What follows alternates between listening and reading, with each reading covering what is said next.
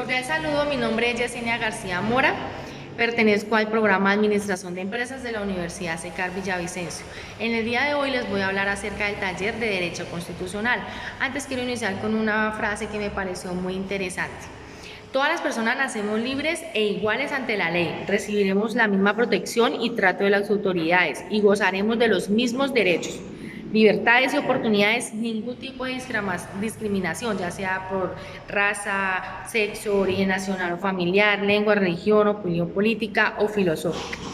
Como primer punto tenemos el concepto de constitución en su significado histórico. El proceso de discusiones duró hasta el 4 de julio de 1991, cuando todos los delegatorios constituyentes firmaron la redacción final de la Constitución en una ceremonia llevada a cabo en el Salón Elíptico del Capitolio Nacional.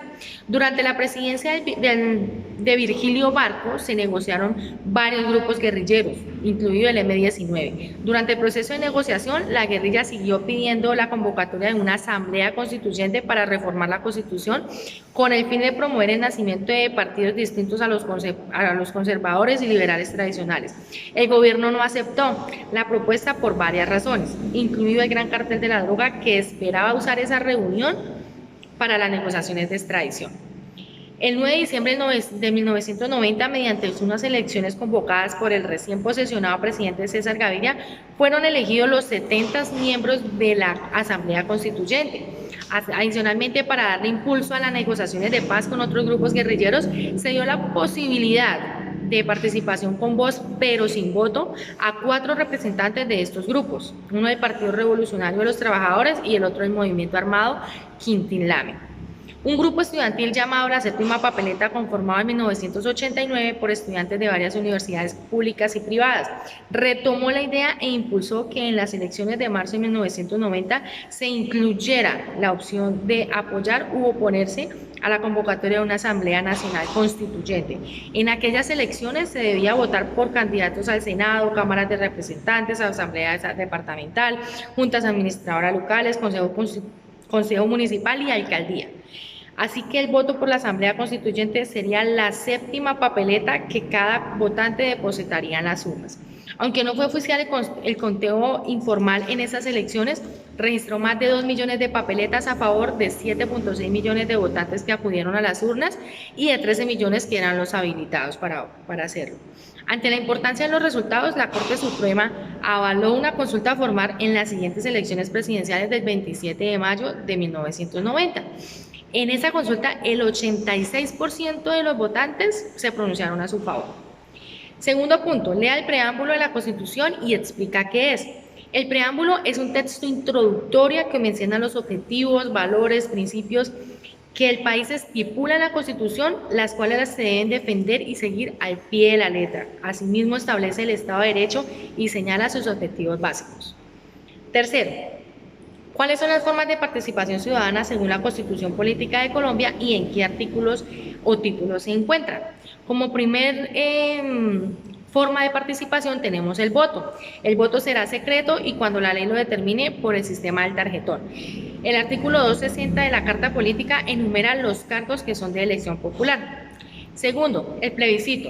Es el pronunciamiento del pueblo convocado por el presidente de la República mediante el cual apoya o rechaza una determinada decisión del Ejecutivo. Esa se encuentra en el artículo 7 de la Ley 134 de 1994. El referendo es la convocatoria que se hace al pueblo para que apruebe o rechace un proyecto de norma jurídica o derogue o no una norma ya vigente. Esta se encuentra en el artículo 3 de la Ley 134 de 1994. La consulta popular. Cuando la consulta se refiere a la conveniencia de convocar una asamblea constituyente, las preguntas serán sometidas a consideración popular mediante ley aprobada por el Congreso de la República. Esta se encuentra en el artículo 8 de la Ley 134 de 1994. El cabildo abierto es la reunión pública de los consejos distritales, municipales o de las juntas administradoras locales, directamente con el fin de discutir asuntos de interés para la comunidad. Esta se encuentra en el artículo 9 de la Ley 134 de 1994.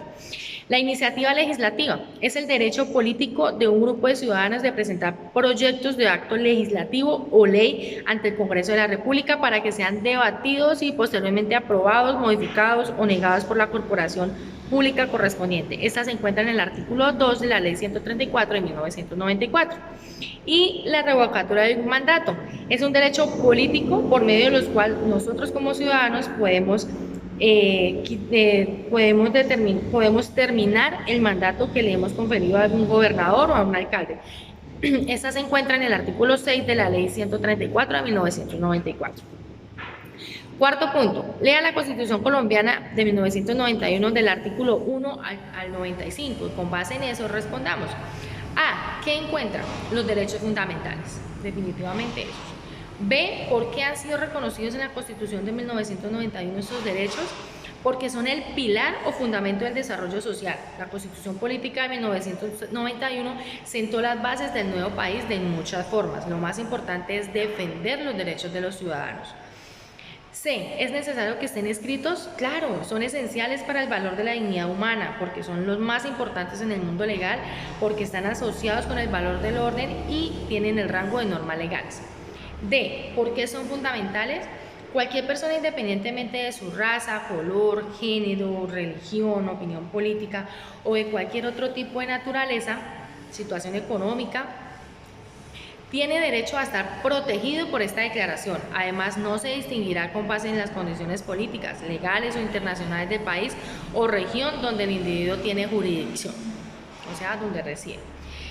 5. Lee el siguiente texto y luego responde qué es la Constitución Política. Es un conjunto de normas, derechos, deberes y obligaciones que establece la República de Colombia para que todas las personas que habitan en él las cumplamos a cabalidad. Esto con el fin de tener una vida sana, pacífica.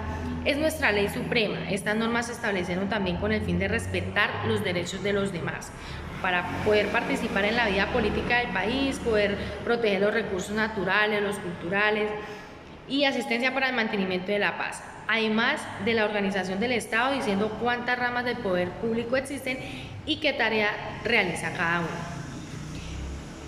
Como sexto punto, tenemos que lea el índice de la Constitución Política y responda. ¿Cómo está dividida la Constitución Política? La Constitución Política está dividida por un preámbulo, 13 títulos y las disposiciones transitorias.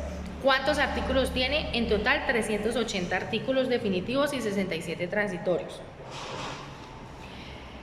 Como conclusión tengo, la enseñanza de los derechos humanos para todos los miembros de la fuerza pública que consagra la Constitución es de suma importancia, porque la Comisión, teniendo en cuenta la gravedad de la situación de derechos humanos en Colombia, recomienda como prioritario el estricto cumplimiento a ese mandato constitucional.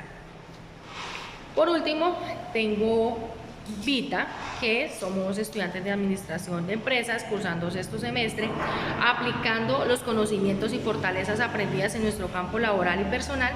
El derecho constitucional es una materia muy interesante, ya que por lo general no tomamos en cuenta reflexionar sobre todos los derechos, deberes y obligaciones que tenemos como ciudadanos dentro de la República de Colombia. Adicional importancia de participar activamente en las decisiones de nuestro país. ¿Por qué no? Mucha gente no se interesa en participar en los actos políticos, en ir a votar, en ir a apoyar.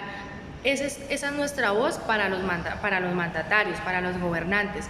Entonces pienso que esta materia es muy bonita, nos enseña mucho, nos ha hecho reflexionar mucho acerca de nuestros deberes y obligaciones, nuestros derechos.